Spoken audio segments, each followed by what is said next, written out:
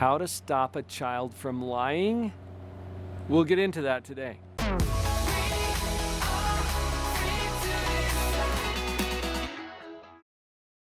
Why do kids lie? Let's start there. There's always a reason. Lying is a strategy. A strategy for what? Well, think about it. There's a lot of reasons why kids might lie. I almost said why you might lie. Yeah, that's true too, right? That might help us to empathize with our kids a little bit. What are the strategies for? To get out of something? To avoid something? Maybe those are the same thing. To get some kind of a reward? To gain some kind of attention? And lying works, unfortunately. And that's why kids do it. So it's not an adaptive strategy, but it is an effective strategy oftentimes. Now, understanding that, there are times when we can take away the payoff for the lying. We can't always do that. And usually, let's say that our kid is lying to get out of trouble for something that they did. They lied about what they did or didn't do, and that gets them out of trouble in the short term, but it causes more trouble in the long term. Now, we might be able to use that to our advantage at some point. We'll start, though, with an acknowledgement that lying is a strategy to accomplish something. Can we connect with that strategy? I've got a few tips that I think might be helpful as we deal with this lying issue. Before I do that, what's your job as a parent? To love them. No matter what and even if. Your job is not to make sure that they don't lie. It's not to stop the lying. Can we do that? Well, hopefully, and I'll share those tips with you. But remember, your job is to love them no matter what and even if. Wait, so even if they keep lying? Yes. Maybe especially if they keep lying. You get clear about that part of your job, and the rest of it will be much more useful. Okay, I know I pound that into the ground sometimes, but that is so important for parents to remember. So let's go to a few tips. Number one, stay calm. Stay calm.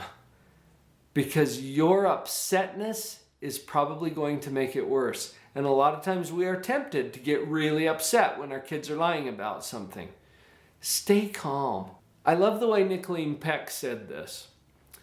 Calm face, calm voice, calm body. All right, we can talk about anything if we maintain a calm face, calm voice, and calm body. So take that to heart and find ways to take care of yourself emotionally, because if you're getting tipped over by this thing, you probably need to pause, breathe in and out a little bit, and incidentally, it's better to breathe in and then take about twice as long to breathe out. Slow down the exhale. It's actually a brain hack. It'll help you to calm your system a little bit. So remain calm. That's tip number one. Now, from that calm place, tip number two is going to be a little easier to apply. Here's my tip number two. Don't ask why.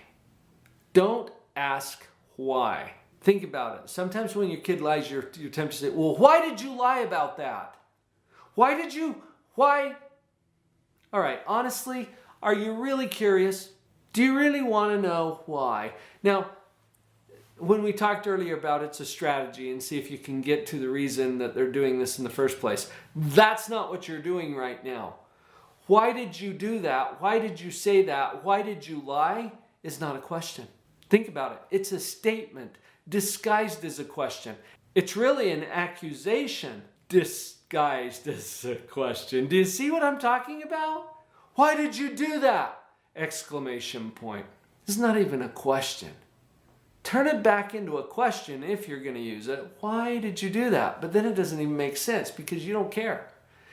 What you're really saying is, I don't like that you just did that. I don't agree with your lying as a strategy. That's what you're really saying.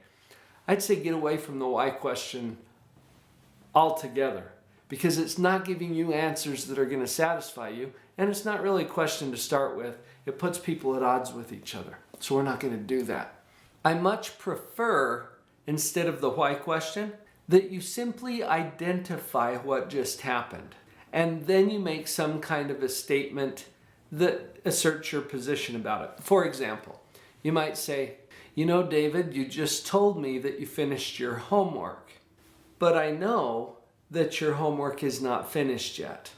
Okay, do you see how direct that is? Or, you know, Susie, you told me that you came straight home from school.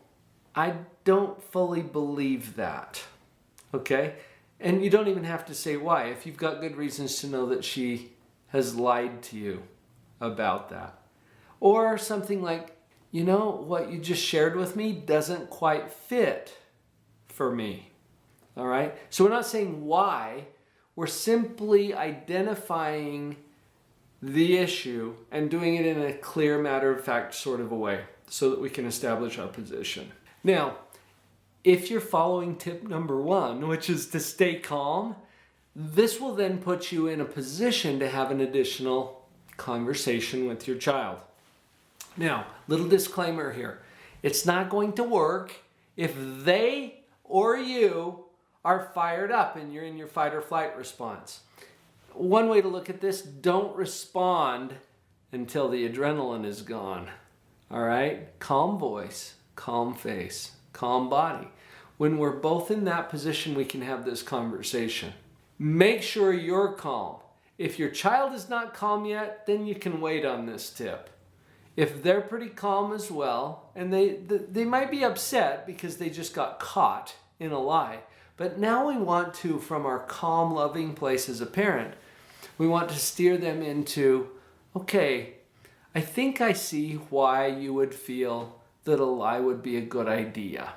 Okay, so you're connecting with them from an empathic place, and then let's see if we can get to the reasons. So you were thinking maybe that if you lied about your homework, that you wouldn't get in trouble, or you wouldn't have to skip your soccer practice to get it done. Is that kind of what you were thinking? And check it out with them, because they'll say, no, that's not what I'm saying. Or they might say, yeah, I kind of was thinking that. Well, this gives you a chance to connect with your child and with the reasons, because the next thing we want to do is move on to model appropriate strategies for handling those things. And I like to use a drawing out method, because I don't want to be in a position where I'm trying to give my child advice. Usually it's unwanted, right? If you're trying to give advice. So draw it out. Well, Jimmy, what do you think you could do next time that might work out better for you, even if it's hard? See, acknowledge the hard part. It's going to be hard for him to tell the truth if he's afraid that he'll get in trouble. He says, well, I guess I could come to you or just admit that I didn't do my homework. Yeah, I like that idea, buddy. Are you afraid that that might not go well with me, though? Like maybe I'll get too upset? See, you're going to broach that for him so he doesn't have to bring it up. And then he'll either endorse it or deny it, but either way you can open up that conversation. I think it's huge to open up those lines of communication and make sure that you've got that dialogue going on. As we wrap up this episode, I'm recalling a song. Janine Brady is a songwriter, and she owns a company here locally that makes music for children. And I remember when I was a kid, listening to some of Janine's music. She's just been producing for years. One of them was about lying. And the lyrics were something like this. When you tell one lie, it leads to another. So you tell 2 lies to cover each other, and then you tell 3 lies, and then, oh brother, you're in trouble up to your ears. And it's a children's song. The lyrics were catchy enough that I remembered those all these years.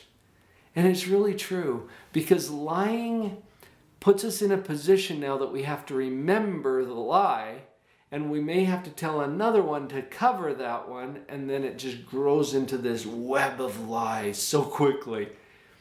Well, your kids will understand that, and they'll see that. Do you think maybe you could have a conversation with them about that? Maybe even go look up Janine's music. It's Bright Music in Salt Lake City, and the song about lying. There's other resources too, but teaching our kids the principles behind why we're doing this, I think is probably a powerful way that we can influence them, and maybe we'll even stop the lying too. I hope you found that helpful. If you have a comment, leave it below. And if you're new here, please consider subscribing.